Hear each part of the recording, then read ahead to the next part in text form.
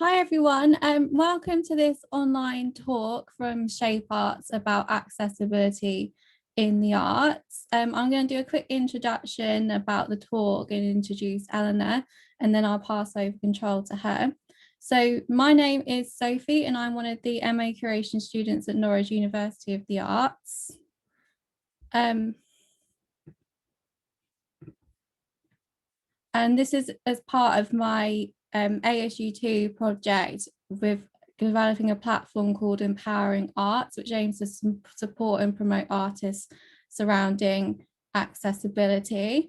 I just want to let everyone know that this session is going to be recorded, and I'll introduce Elinor to you. So I'd like to welcome Elinor Haynes, the creative producer for content and communications at Shape Arts. Shape Arts is a disability-led organisation who deliver a variety of projects supporting marginalised artists and breaking barriers to creative excellence. As well as this, they also train cultural venues on how they can make their workplace more inclusive and accessible for disabled people, whether these are visitors, artists or employees. If anyone has any questions while Elinor's doing her presentation, please pop them into the chat box and I'll ask them to her on your behalf in the Q&A session at the end. So I'll now pass over control to Elinor.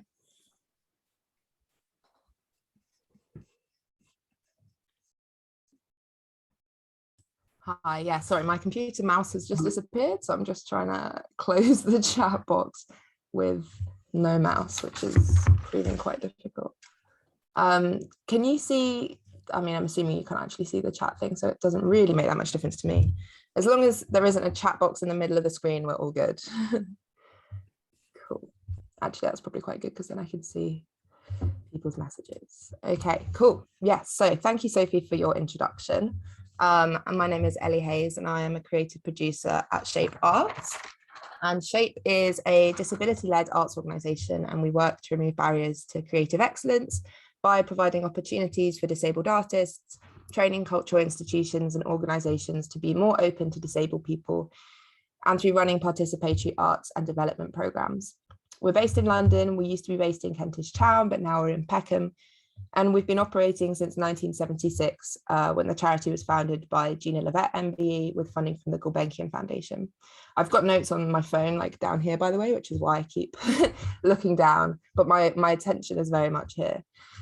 Okay, so today, Shape Arts is an Arts Council England national portfolio organisation, and we're chaired by artist and founder of the National Disability Arts Collection and Archive, Tony Heaton, OBE, and we're led by our CEO and artistic director, David Heavey. In a bit, I'm going to get into the ins and outs of our artistic programme and tell you how it works on a more practical level. But in order for that to make much sense to you, I think I need to take you on a little bit more of an abstract journey first, just to give you some context so that you can fully understand the work that we do. So the foundation of all of our work is something called the social model of disability. Unfortunately, because not many non-disabled people are familiar with it, which when you get to grips with the kind of ideas and momentum that it contains, it's not particularly surprising that that's the case. But most people in society generally only have encountered the medical model of disability. And that's the way that disability is most commonly understood because it's endorsed by healthcare and by the government, as well as individual and interpersonal attitudes. The medical model of disability focuses on impairments, diagnoses, and individuals' differences. This way of thinking would have you believe that disabled people are only disabled by their own defects and incapacities, and that this is their burden to shoulder individually. The medical model is visible everywhere, from conversations you have with friends, to job applications, to the disastrously poor handling of COVID in this country. If you aren't familiar with the alternatives, I'd hedge my bets that a lot of the things that you think about disability can be traced back to this medical model way of understanding. In her book, Feminist Queer Crip, Alison Kafer does a very good job of outlining the differences between the medical model and its alternatives. She says the medical model of disability frames atypical bodies and minds as deviant, pathological, and defective, best understood and addressed in medical terms. In this framework, the proper approach to disability is to treat the condition and the person with the condition, rather than treating the social processes and policies that constrict disabled people's lives. I'd like to quote a bit more from the opening paragraphs of Alison's introduction, because I think it's a really rich text and I think it will help you get a better understanding of what this means in practice. But I will give a brief content warning that Alison's details of her personal experience are at times intense and may for suicide and addiction. It will probably take me about 2 minutes to read it. So if you want to tune out for 2 minutes, feel free. So in the introduction to Feminist Queer Crip, Alison writes, "I've never consulted a seer or psychic. I've never asked a fortune teller for her crystal ball. No one has searched my tea leaves for answers or my stars for omens, and my palms remain unread. But people have been telling me for years, of fortune cookies and tarot cards they have no need. My wheelchair, burn scars, and gnarled hands apparently tell them all they need to know. My future is written on my body." In 1995, 6 months after the fire, my doctor suggested that my thoughts of graduate school were premature, if not misguided. He felt that I would need to spend the next 3 or 4 years living at home under my parents' care, and only then would it be appropriate to start thinking about school even. His tone made it clear, however, that he thought graduate school was simply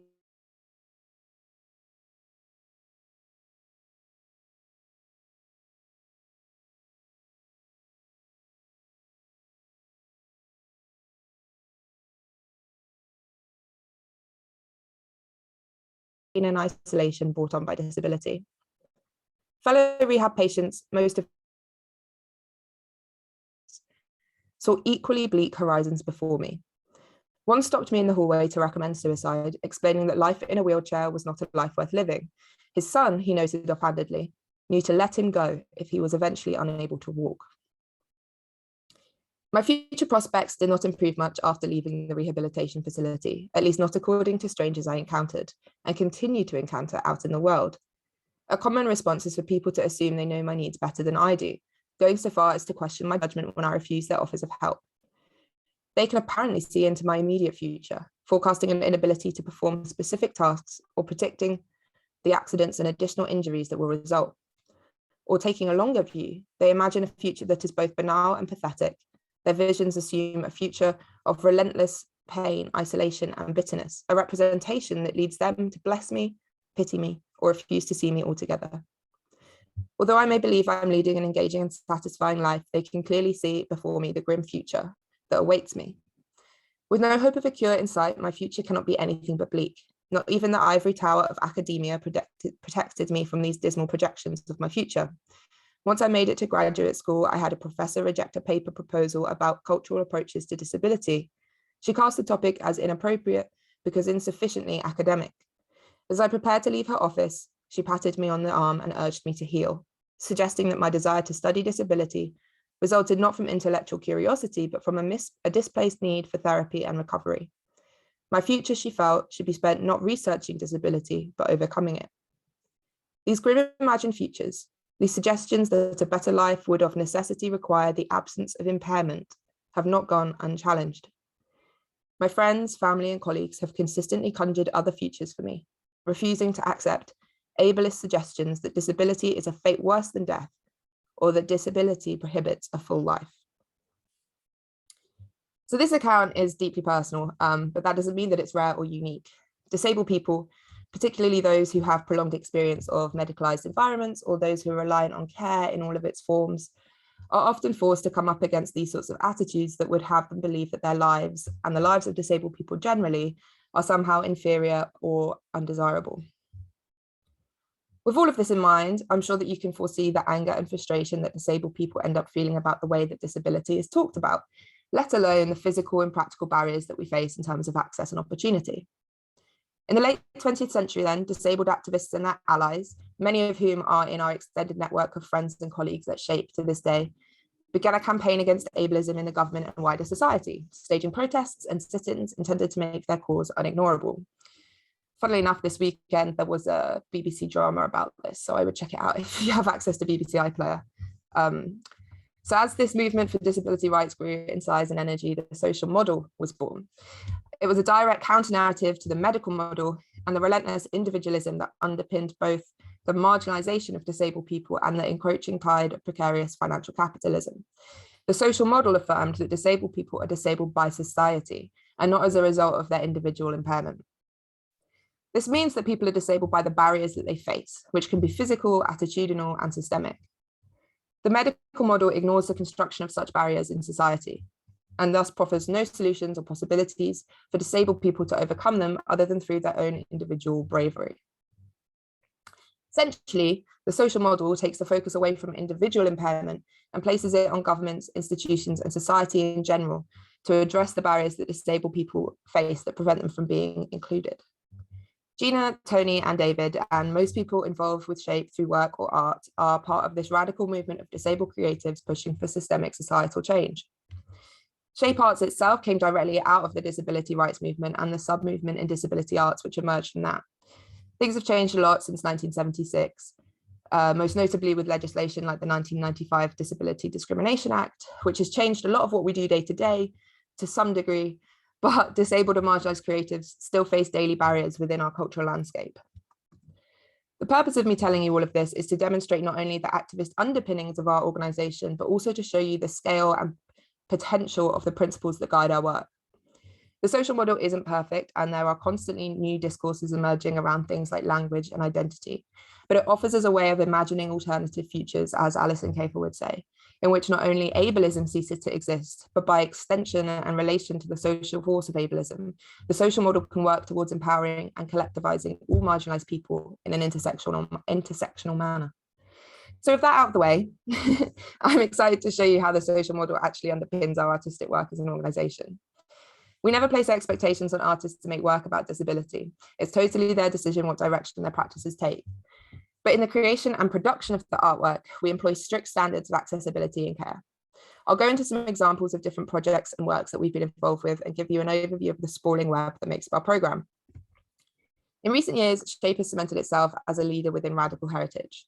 Several years ago, we launched the National Disability Arts Archive and Collection, which is what's on screen at the minute. And it's a £1 million digital archive chronicling the history of disability arts within the UK. Some of the photos in this presentation come straight from the archive, and it can all be explored online for free. Funded by the Heritage Lottery Fund, MDACA is the first of its kind, and it's free to use open archive, offering a major retrospective of disabled people's art and activism.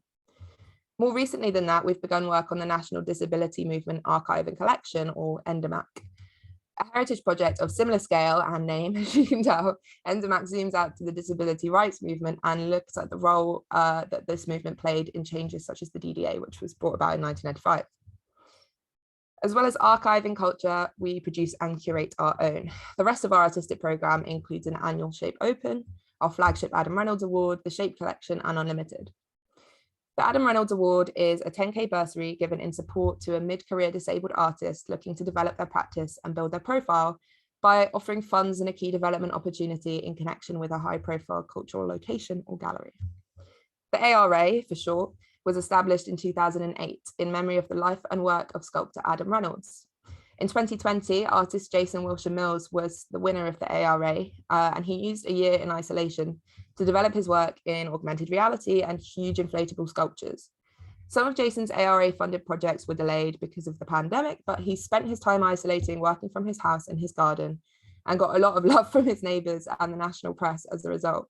I've got a short clip here, which is from a video he made during lockdown called Jason and His Argonauts. The full video, if you want to see the full thing with captions, is on our YouTube channel.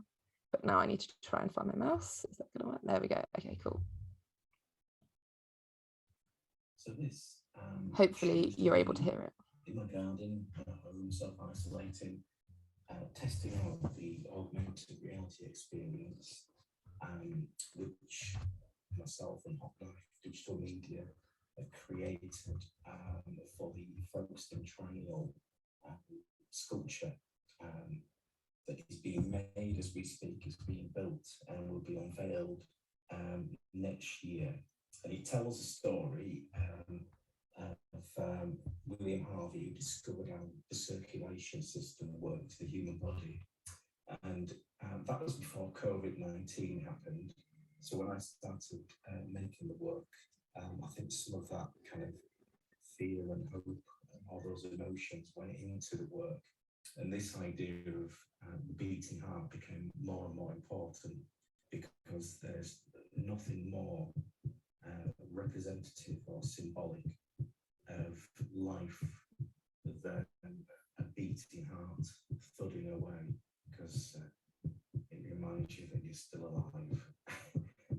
On the floor is all the stuff, the artwork that went into creating the sculpture. So you get a little sneak peek here, because it won't be seen until September 2021. And there I am with a big old arm with all the hope in the world. So yeah, that was Jason, and this is also a kind of selection of pictures of Jason at work, including some press cuttings. And my favorite thing of 2020, which is the picture in the middle of the top row, which was made by Jason's next door neighbor, Florence, who just loves watching him work on his sculptures over the fence.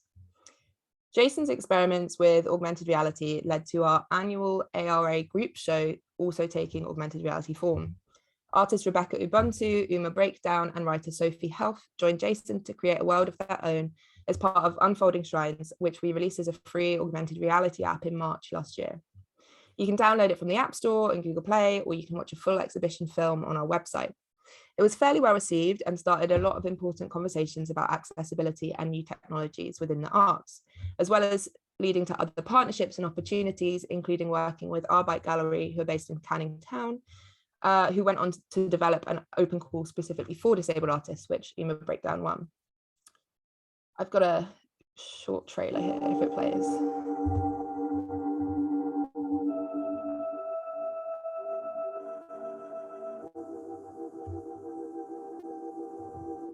Cool. This is just some further coverage of the same exhibition. So in 2021, the ARA awardee was artist, writer, and musician Johanna Hedver. Johanna is perhaps most well known for their essay Sick Woman Theory, but for their project with us, Johanna wanted to develop a digital version of a physical installation that they were exhibiting at the HKV in Berlin as part of the liberal arts exhibition they had last summer. Glut, a superabundance of nothing, is the result of that project. It's an inquiry into understandings of embodiment, rooted in the premise that AI has existed long before computers in the forms of divination and mysticism.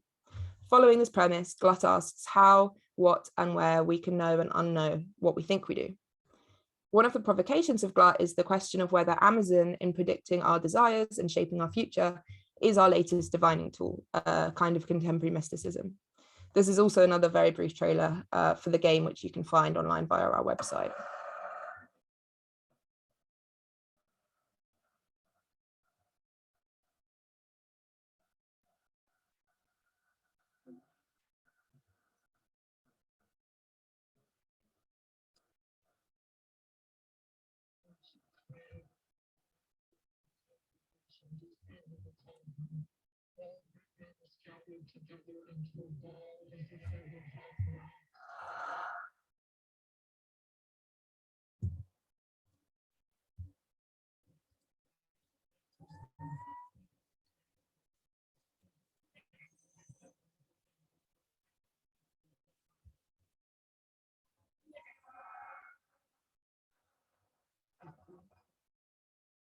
Cool. And then this brings us up to currently, which is our current exhibition, Empty When Full. This is 2022's ARA shortlist exhibition, and it's available at emptywhenfull.co.uk. For this exhibition, we invited 4 disabled artists, MH Sarkis, Kira Fox, Lee Yalay, and Jay Price, to respond to Johanna Hedver's Glut. Again, I have a little trailer for you, just in case you're interested.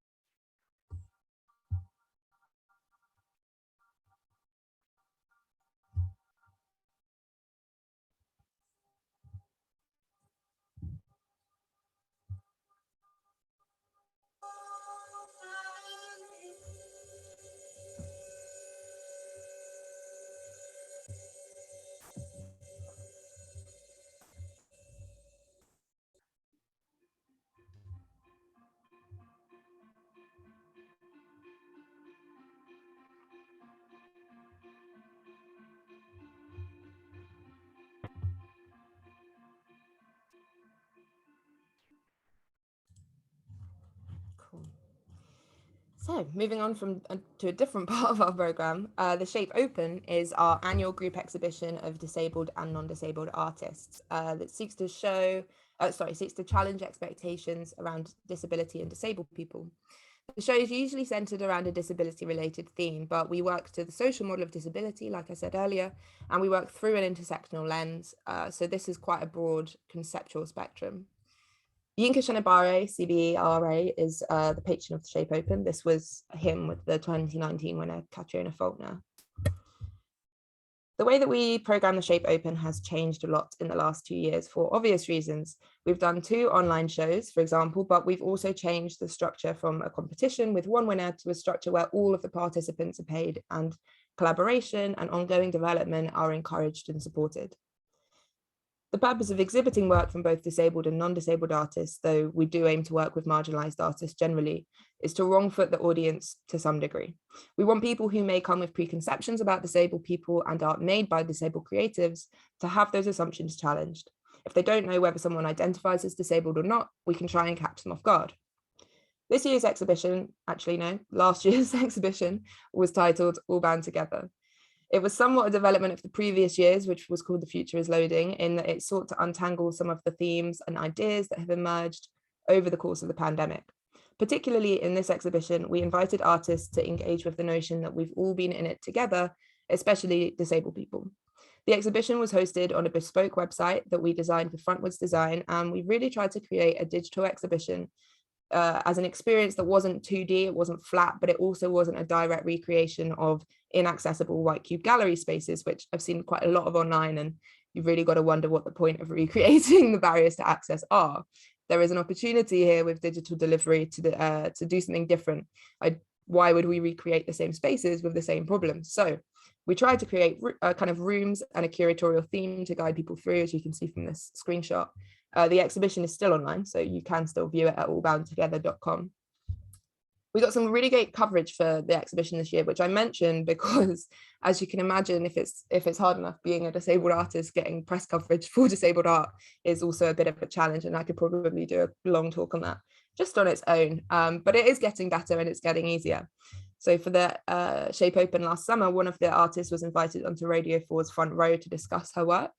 There was a clip, but it's disappeared, so I won't play it. It's on the BBC website still if you are interested in listening to it. Now, we know the pandemic has disproportionately affected people with disabilities, both in terms of health risk and social isolation, as many have been forced to shield for much longer than other people. So how have artists with disability responded through the past year? Shape Open is an annual arts exhibition organised by the disability-led arts exhibition organised by the disability-led arts group Shape Arts. Judges choosing the pieces for the show include the Royal Academician Yinka Shonibare. As their latest show opens online, I spoke a little earlier to one of the artists taking part, Abby Palmer, whose witty works as both writer and artist include Crip Casino and Sanatorium, parodying the wellness industry. How did she decide what to make for the online exhibition? Well, a big part of lockdown for me has been I was really anxious about touch, and touch became such a horrible theme. The things I wasn't allowed to touch, the things that made me feel unsafe, and that one of the things that kind of really got me through some of the worst feelings around that was getting a pair of cats on Gumtree, as I think a lot of people did during the pandemic. I live in a wheelchair accessible house, and it makes it actually, it's called accessible, but it makes it quite hard to go outside. And I realized that for my cats, I'd kind of recreated the sort of prison that I'd felt, where they also weren't allowed to explore the outside world. So I started thinking of ways to bring the outside world in for them, and realized I was recreating my own experience in miniature of bringing wildness in to have kind of this really nice sensory interaction with it. Can you describe for us the piece that you submitted, which is called All the World You'll Never See? So it's a film, it's one white wall, and then it's got 3 individual boxes within the whiteness that are different filmed images of me gathering elements of. Cool, I think that's the end of that clip. So yeah, the final kind of artistic area of our program that we deliver is Unlimited. It's a commissioning program that aims to embed work by disabled artists within the UK and international cultural sectors, reach new audiences, and also shift perceptions of disabled people. It's the largest project of its kind in the world. It's currently delivered by Shape Arts. We're the lead partners and Arts Admin, which is a different organisation. And basically that means that the Unlimited team is made up of staff from both of those two organisations. Since 2013, Unlimited has awarded more than £4.7 million to over 460 ambitious disabled artists and companies through commissions, awards and support, which have been seen by or engaged with by more than 3.8 million people globally and online. Last year, we announced over £700,000 of funding for 34 artists and companies across the UK. But we also work year round to provide smaller commissioning pots with partner organisations such as the British Council micro commissions we're currently running, which are supporting UK-based disabled creatives to work collaboratively with disabled creatives from one of 62 countries that are kind of qualified to receive ODA. Currently, Unlimited is actually in the process of transitioning to become its own organisation, which happens next week. It's moving away from being delivered by ourselves and Arts Admin, so it's a very exciting time. But if you do want to know any more about the programme, there's a great blog on the Unlimited website, which has loads of resources, documentation, insight, and content generally to engage with. Another primary part of our day-to-day work is artist support and development, which includes commissions and project support for a wide variety of artists and art forms. One such example is Bella Milroy's Mob Shop, which I'd really recommend checking out, particularly for the kind of like accessibility that Bella integrated into it. And then there are a few other, as you can see, it's a sprawling program. We have a few other key areas, including Transforming Leadership, which is a leadership development program for disabled and marginalized artists, which supports the evolution and growth of their careers. We also maintain a Shape collection of artworks, which are available to loan to other organizations and venues. I'm currently completing a digital curation course so that we can develop that collection and kind of make it more accessible and public online, and also to establish it as an ongoing and dynamic part of our program. Aside from the program that we deliver, a core element of our work is the training and access auditing that we deliver to organizations, institutions, even governments once or twice. They can receive this training through Shape and our partners at Goss Consultancy. Disability equality training, which is what this training is called, is really the best place to start if you or your organization are at the beginning of your journey to reaching more disabled audiences, but it definitely shouldn't be the end.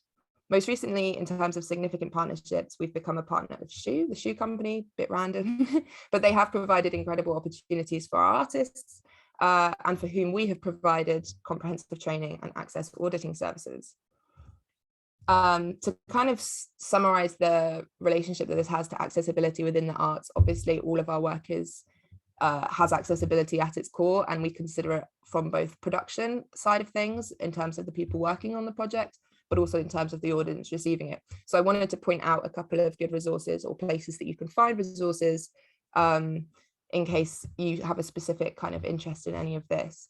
We've got a ton of stuff on our own website, as do Unlimited. And I'd also really recommend checking out the Access Docs for Artists website, which was developed by a group of disabled artists, some of whom are Shape artists, and it explains how to create an access rider.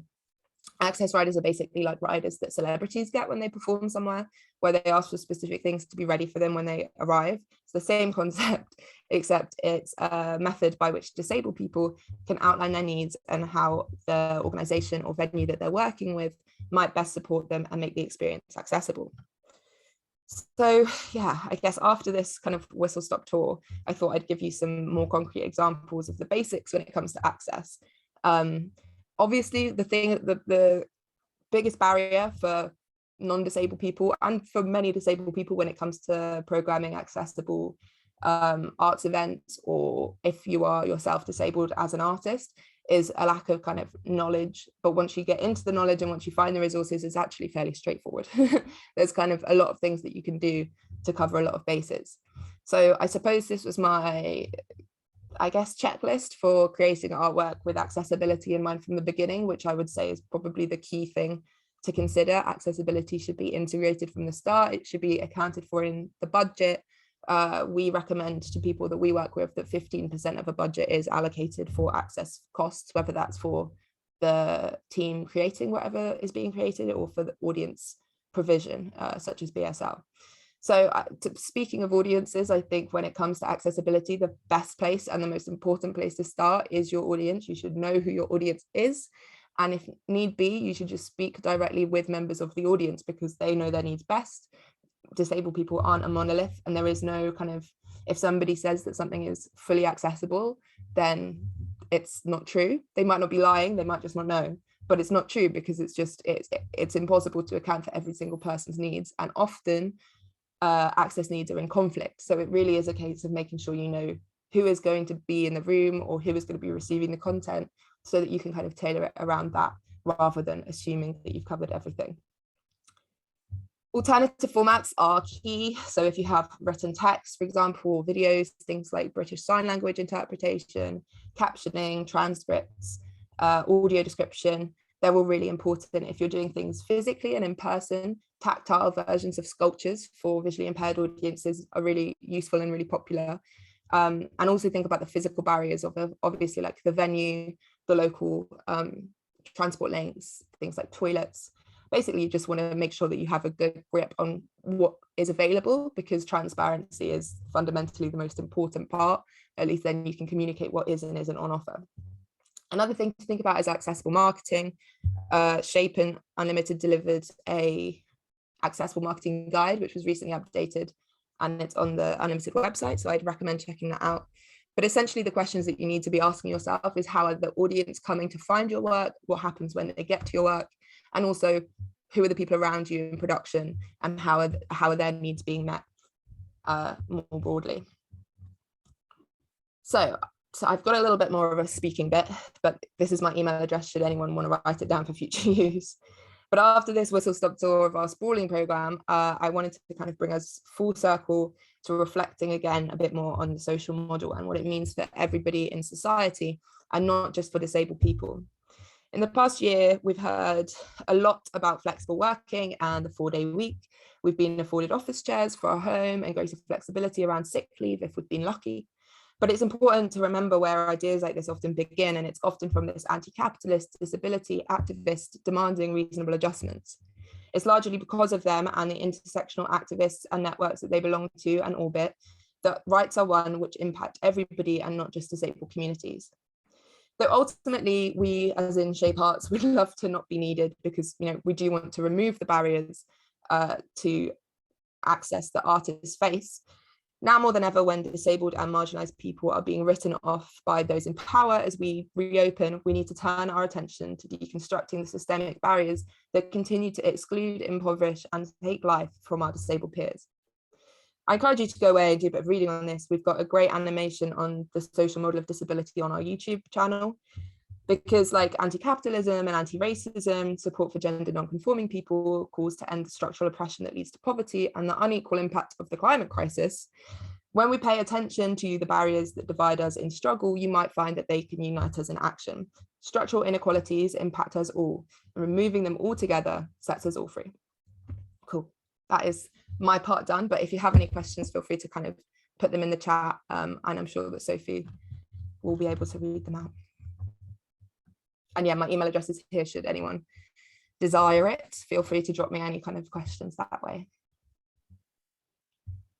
Thank you, Elinor. That was really insightful, and I hope everyone found that as interesting as I did. If anyone has any questions, we've got some time now if people want to ask them. If you put them in the chat box, then I can ask them to Elinor for you.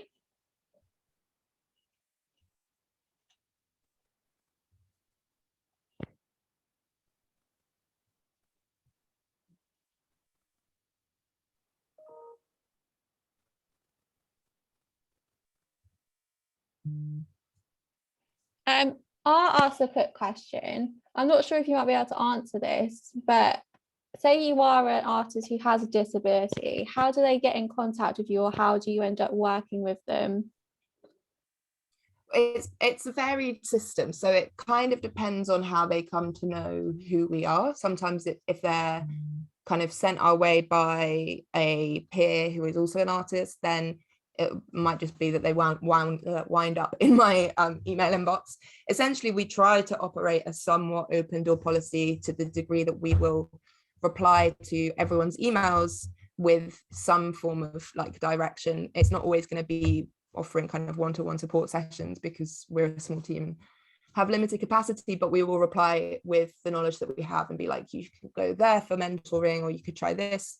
But it kind of depends on what they're doing as well, and where they are in their career, because if they've got a kind of ongoing project, then they might bring that to us and be like, can you share this on your social media? Can you put this on your website? Or can you help me write this funding application? So basically it's a case of unless it's directly through a part of our kind of artistic program where we've reached out to them, or they're involved somehow with a partner organization, then basically it's just emailing us and we reply. So it is really a good resource, I think. If you do want to email us, then don't feel afraid. I feel like sometimes emailing into the abyss can be a bit daunting, but we will try and reply to absolutely everything. So we've had a question come through. So do you take on an advisory role at all? I'm a charity trustee, and it could be very useful for the charities I'm involved with to get advice on making their premises and events more accessible. I think in that situation, the best person to put you in contact with would be Nick Goss at Goss Consultancy, who kind of oversees the auditing side of things. In situations like that, I think the best place to start is, so Goss Consultancy deliver both disability equality training, which is obviously kind of for staff and for people to be in the room for, which is one thing, but they also do access auditing, so they can come in and assess venues, or they can do online access auditing to kind of highlight any problems, suggest any solutions, that sort of thing. So if you're interested in that, I'd say just send over an email and I can connect you to Nick Goss. But if it's more kind of abstract, then it would be a case of also emailing and kind of explaining the charity and what it is that they're doing. Generally, when it comes to the program team, so the program team is myself and two colleagues, we tend to stick to visual arts related things, but the training and auditing side of our organization is really like broad in who we work with. I think we've kind of, as I said, we've delivered it for SHU, but we've also delivered it for like the Azerbaijan government. So yeah, that bit, it doesn't have to be like art specific. Does anyone have any more questions or just anything they'd like to ask or discuss with Elinor at all?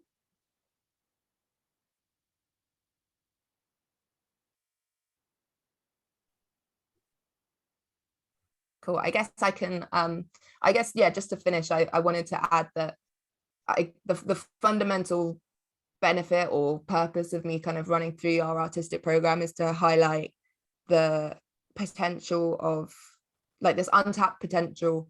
And when you work to remove the barriers that people are facing, like there is so much creativity there, and the creativity is so innovative and can itself like engender and empower so many new aspects of the arts. So it's a really exciting area to be working in. And yeah, I hope I've convinced you of the benefits of thinking about it. Well, if no one else has any questions, then we can end the talk there. If anyone does think of anything that they want to ask Elinor, she's got her email address up there for you, so you can just drop her an email. I'd like to thank Elinor for coming on and doing this talk for us and agreeing to take part. I just want to let everyone know that I'm going to be sending out a short feedback survey in the next couple of days, just for some feedback on this talk, just for your opinions on it. And I will be getting the recording of this up and running and on our website and some other channels in the next couple of days as well. So if people ever want to revisit it, it's going to be up there for you to look at too. But as I said, if no one's got any more questions, then I think we can end the talk there. So thank you everyone for coming. I hope you found that really interesting and that you've learned something about accessibility in the creative industries. And yeah, just thank you for coming. Thanks for having me.